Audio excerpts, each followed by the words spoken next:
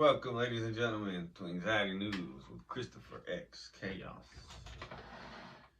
And tonight we are going to discuss three headlines. First one from markets.businessinsider.com. Sorry, this is not Illuminati. I didn't mean to do that. It was an accident. I'm just trying to do something with my hands. Pandemic stress in pregnant mothers may affect anxiety regions of babies' brains. Okay.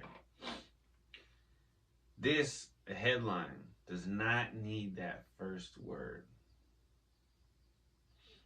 A critical part of the brain linked to risk for anxiety later in life, the left amygdala, was significantly smaller by volume in babies of mothers who reported stress during the COVID-19 pandemic. Okay, I guess you can leave it on there. According to a new manuscript published in JAMA Network Open. The right hippocampus, which governs spatial, visual, and verbal memories, and the white matter were also reduced in children whose mothers reported stress. The research from Children's National Hospital provides mounting evidence that children in the pandemic, even those far too young to understand it, need ongoing assessments of developmental or mental health support later in life. Looking ahead, we want to use this information in studies with similar findings to empower pregnant mothers to request support to mitigate their stress, especially in the event of another global health crisis. In any event, though. But yeah, I mean, that's a mass level. Said Nikki Andescavage, MD, a neonatologist and principal investigator at the Center for Prenatal, Neonatal, and Maternal Health Research. We also want to make sure, she says, babies born during COVID-19 get the services that they need in life if they develop anxiety or other mental health disorders. Researchers at the center use magnetic resonance imaging, or MRI, to compare the brains of 103 babies born between 2014 and 19, prior to the pandemic, to 59 born between 20 and 22. Mothers who had COVID-19 or other complications in their pregnancies were excluded. The babies underwent MRI imaging while in utero and again soon after delivery. The mothers were evaluated for stress and anxiety using the Spielberger State Trained Anxiety Inventory and other evidence-based scoring measures. Pre-pandemic, 21% of mothers reported elevated symptoms of anxiety. In the pandemic cohort, that number jumped to nearly 62%. Their babies' brains were also changed. Oh my goodness, that sentence. As regions widely understood to control emotion and anxiety displayed under smaller volumes on MRI imaging. I didn't understand the last part of that. Given the global impact of the pandemic and universal reports of mental distress worldwide, that was we'll talk about that another time. The potential impact of these findings may impact an entire generation of children born during the pandemic. The team is just beginning to unravel the medical significance. Catherine, Limperopoulos, PhD, director of the Center for Prenatal, Neonatal, and Maternal Health Research, said understanding the impact of stress is vital in supporting the healthy development of young children. Current studies are underway at her center to tease apart the role of stress in prenatal development and examine its long-term impact on development, including cognition, behavior, and mental health. We all know that being pregnant can be quite stressful, and there are certain times of collective stress that can provide us windows to understand how the body and mind manage it. Dr. Limperopoulos said. At our center, we care deeply about the health of mothers and babies, and our researchers plan to continue investigating the role of stress in development to continue building data to show that mental health must be a greater priority. This study, Prenatal Maternal Psychological Distress During the COVID-19 Pandemic and Newborn Brain Development, was supported by the National Institutes of Health, the Intellectual and Developmental Disabilities Research Center, and the A. James and Alice B. Clark Foundation. You can read the full study in JAMA Network Open. Yeah, check out Business Insider for more of that. That's crazy, though. Crazy. I don't know why it's on Business Insider. All right. Next. Sleeping pills ruined my life, a man says. Or a woman, or somebody, a human, a soul. And my GP didn't warn me. From MSN.com. Okay, it's somebody named Anna. She says she was first prescribed temazepam, a benzodiazepine, often used to treat insomnia, about 10 years ago following the death of my mother. At the time, I was going through all the emotions of grief and hadn't slept properly for nearly 2 years. It made it impossible to function at work. My mood was deteriorating, and I was becoming increasingly depressed and irritable. At the beginning, it worked. It was never a restful sleep, but it was better than 30 minutes per night, which I had been getting. Yet my GP, I don't know what that is, general pediatrician, never mentioned that this drug should only be taken for 2 to 4 weeks, or warned of the potential dangers that I would later encounter. After about a year on temazepam, everything changed. I began experiencing a whole constellation of neurological symptoms. Intense panic attacks that would leave me clinging onto the corner of the sofa in terror, anxiety, paranoia, surges of adrenaline rushing through me, and anger. My body felt like it was in a constant state of fight or flight, and I developed agoraphobia so severe that I was incapable of leaving the house. When I explained my symptoms to my GP, I was diagnosed with PTSD and prescribed a second benzodiazepine called diazepam, better known as Valium, to manage the anxiety attacks. I've since learned that it's not advisable to prescribe 2 types of benzodiazepines, as this can cause neurotoxicity. Taking both temazepam and diazepam for the next year, I developed even more physical symptoms. Oh, man. My insomnia returned with a vengeance, and I started experiencing pain across my whole body. I couldn't even bear to wear clothes, as my skin felt like it was burning, while even my hair hurt when I turned my head. I developed sensitivity to light, sound, and smell. I lost 2.5 stone. I guess this is somebody from Britain. In weight because I couldn't eat. Or somebody from Europe. While most terrifyingly of all, I began developing these neuropathic sensations of bugs crawling over my body. It was like a never-ending horror film. I gotta look up what half a stone is. Half a stone measurement to American. Okay, not to American. I know that's not correct, but let's see what it says.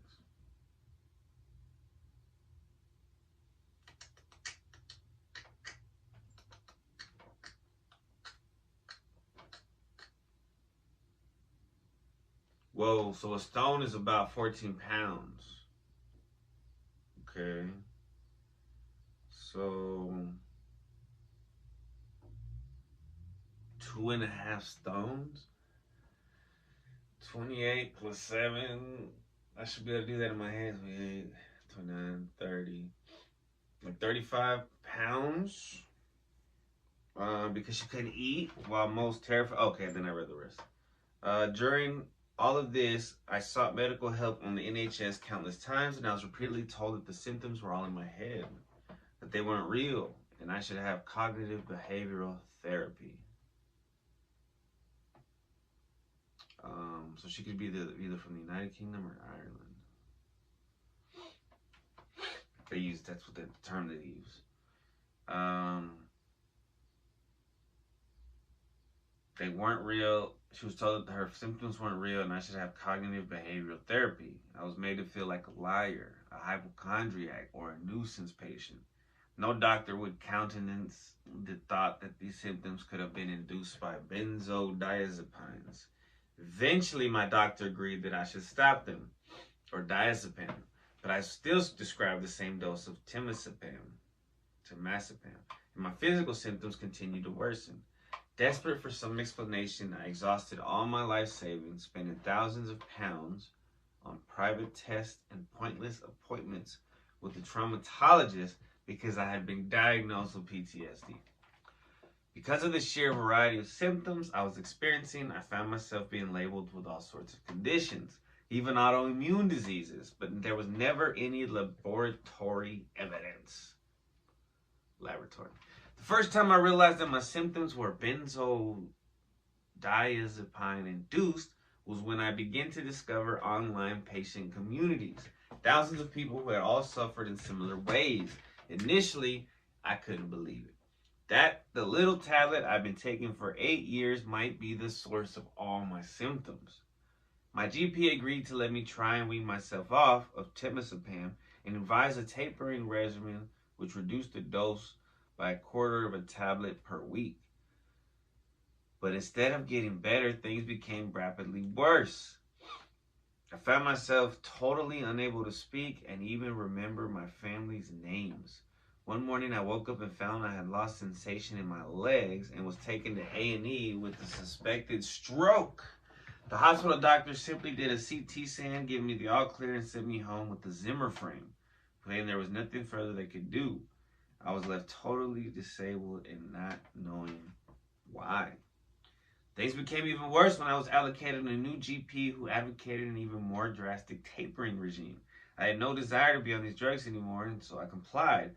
But all hell broke loose. My symptoms were horrific and I began hallucinating.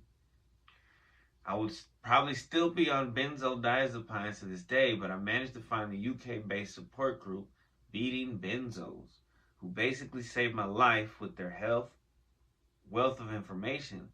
I was immediately told to familiarize myself with the renowned manual written by the British doctor, Professor Heather Ashton, providing evidence-based guidance on how to withdraw from these drugs. The more I read, I learned why my previous tapering attempts had gone so badly. Being a short-acting benzodiazepine, any rapid decrease in the dose would simply induce powerful withdrawal symptoms. Years later, I would discover I had all classic symptoms of benzodiazepine dependence. If my GP had recognized this, I could have been spared from suffering permanent chemical harm, induced harm. But instead, things only continued to get worse. I learned from the patient community that to stand a chance of ever getting off these drugs, I needed first to switch to a long-acting benzodiazepine and then taper extremely slowly, reducing the dose in tiny amounts every 2 weeks. They put me in touch with a psychiatrist who wrote to my GP, making it clear that tapering had to be at my pace. All in all, it took me 18 months to successfully wean myself off of temazepam. It wasn't smooth, and I hated having to keep taking the very drug which had harmed me. Even at a much slower pace, the withdrawal symptoms were so bad that there were times that I thought I was going to die. And sometimes I wish I would because I just couldn't take any more of it. My previous symptoms, dizziness, heart palpitations, pain, panic attacks, would hit me in waves, leaving me completely incapacitated. For an entire year and a half, I was basically bedridden. Even something as simply listening to an audiobook was impossible. The only small light of hope came in the form of messages from others who had also been harmed by benzodiazepines and been through the same ordeal. I am now several years free, benzodiazepine free, but I'm still living with the damage these medicines inflicted on me. A decade ago, I was working in the airline industry as an active person who enjoyed looking after 2 grandchildren. Now I can't even chop a tomato. To this day, the damage inflicted on my mind and body means I struggle with memory, focus, processing information, constant headaches, dizziness, extreme light and noise sensitivity, coordination, and debilitating Gastrointestinal symptoms. Oh no. I suffer from muscle weakness. Suffer. And I can't walk more than 20 meters without needing to sit down. Working is impossible because I can't concentrate for very long. I can't even prepare meals for myself. My daughter has had to change jobs so she can look after me as well as her own 2 children. There are many things which could have been done to avoid this and minimize the risk. Instead, most doctors seem to be completely unaware of the risks of prescribing these medications long term and enabling patients to successfully taper their use. Despite being prescribed benzodiazepines by my doctor, I was made to feel like a drug addict at times. Yet, I didn't want to be taking these drugs at all. I hadn't sought them out for pleasure. I never intended to speak about what happened to me. I wanted to put this traumatic experience behind me and move on as best as possible. But every day I can see this same harm is still happening to people, which is deeply upsetting. There is a desperate need for medical professionals to be better educated on the subject. If the healthcare system is going to continue prescribing these drugs, there need to be measures in place to protect people and prevent more lives being ruined by drug-induced harm. Man, that's heavy. Heavy. As told by David Cox. So it says, why people become physically dependent on benzodiazepines. There's been studies, and people can become physically dependent within a matter of weeks. Not just the brain, but the symptoms can impact virtually every other organ system, from central nervous to hormonal pathways and the gut. Bro, benzos. Anyone who takes benzodiazepines for more than 2 weeks can have trouble with withdrawal effects when coming off of them. People can develop anxiety and panic, sometimes for the first time in their lives. Even people who are prescribed the drugs for reasons other than mental health symptoms. They can experience headaches, sensitivity to light, tremors. They can get tremors, shakes, muscle stiffness, and many other complaints. For some people, they can get tolerant to the drugs. The drugs have less and less effect. They can even get withdrawal symptoms in between doses.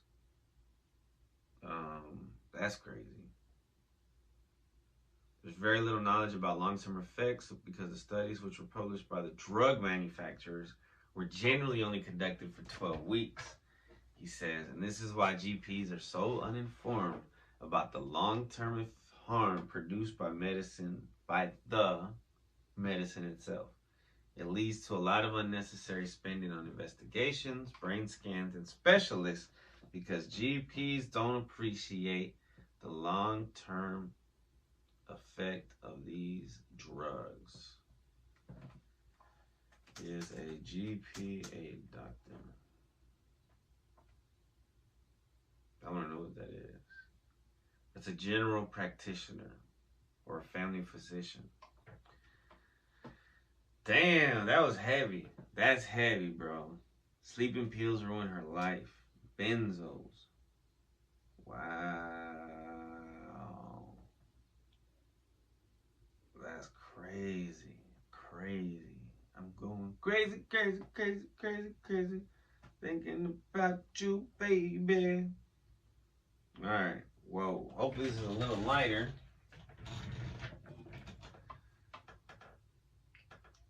If not, you know, it is what it is. It is anxiety news, so you get what you get in full effect. Alright, this is from news-medical.net. High-fat diets triggers anxiety in male rats through gut-brain axis disruption.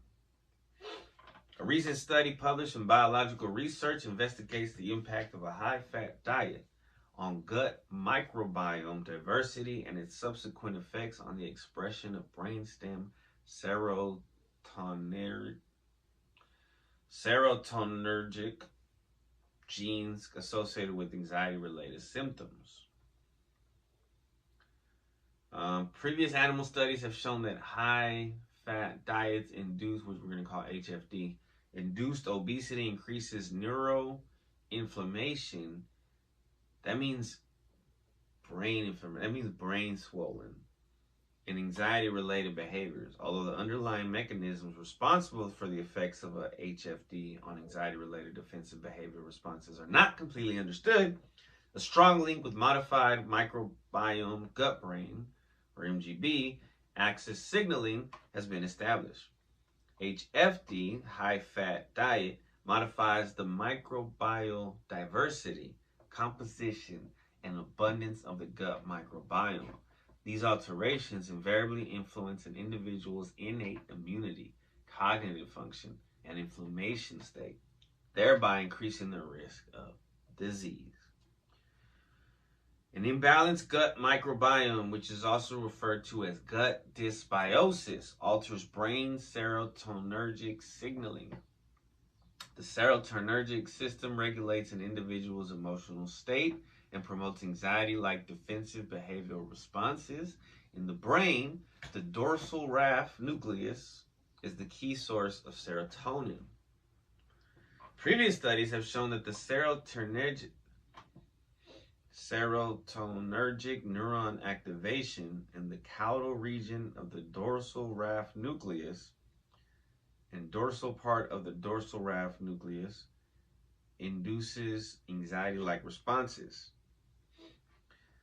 All right, this is kind of hard for me to read. The caudal part of the DRD nucleus is strongly associated with the regulation of anxiety-related defensive behavioral responses in rodents. Increased expression of tryptophan hydroxylase 2 messenger ribonucleic acid, which is mRNA, which encodes for the neuronal isoform of TPH, has been detected in depressed individuals who committed suicide. Increased mRNA expression of HTR1A and SLC6A4 genes has also been associated with anxiety-related defensive behavioral responses in rodents. So about the study. The current study hypothesized that high-fat diets modifies gut microbiome diversity and composition, thereby increasing serotonergic gene expression in the CDRD, which triggers anxiety-related defensive behavioral responses in male rodents. To this end, rodents were subjected to HFD or controlled diet for 9 weeks, following which their gut and microbial composition and diversity were assessed. Additionally, TPH2, HTR1A, and SLC6A4 gene expression in the brainstem raphe nuclei were evaluated along with the rat's defensive behavioral responses. Rats were kept under controlled noise and temperature conditions with free access to food and water for 9 weeks. Fecal pellets were collected for microbial analysis. At the end of the study, all rats were euthanized using rapid decapitation and brains were analyzed.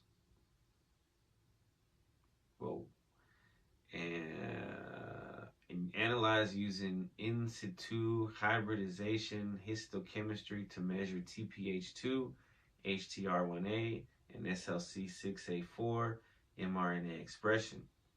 Pontomesencephalic reticular formation, median raphe nucleus, and B9 serotonergic cell levels.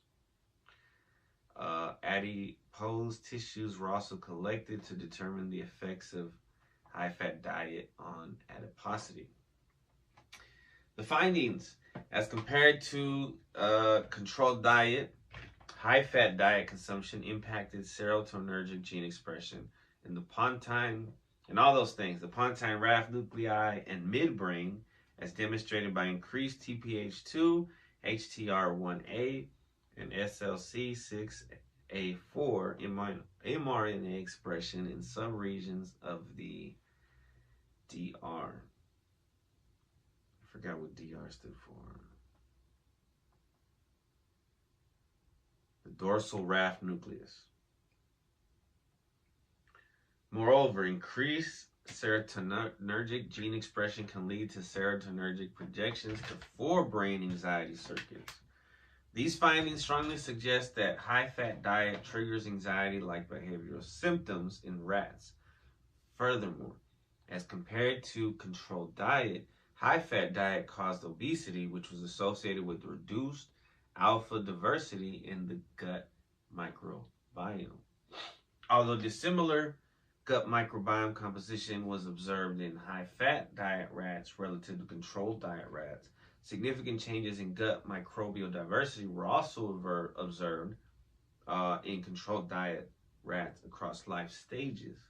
This observation implies the importance of life stages in microbiome community structure. A relatively lower abundance of Prevotella and Lactobacillus, as well as higher levels of Blautia, were observed in the gut microbiome profile of high-fat diet rats as compared to controlled diet rats. The high-fat diet also increased the Firmicutes / Bacteroides ratio relative to controlled diet, which has been associated with obesity.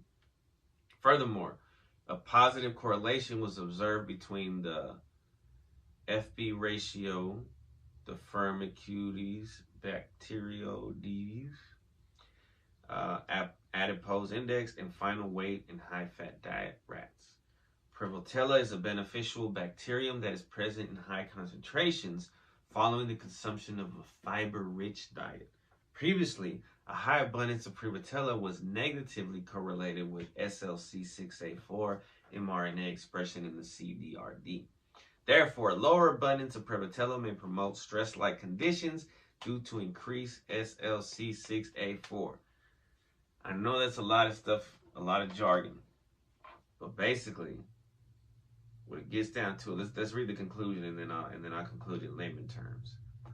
The current study highlights that 9 weeks of exposure to high-fat diet impacted gut microbiome diversity and composition, which influenced serotonergic gene expression in the brain and caused anxiety-like behavioral responses in rats. Now, the reason they use rats is because rat brain and our brain are so similar. It's weird. Taken together, it's like God made rats so that we could study ourselves without having to study ourselves. I don't know, that's a wild take. These findings provide new insights into the possibility of developing microbiome-based interventions to prevent stress-related psychiatric disorders like anxiety. Man, interesting. To me, anyway. Okay, that's done. Anxiety news.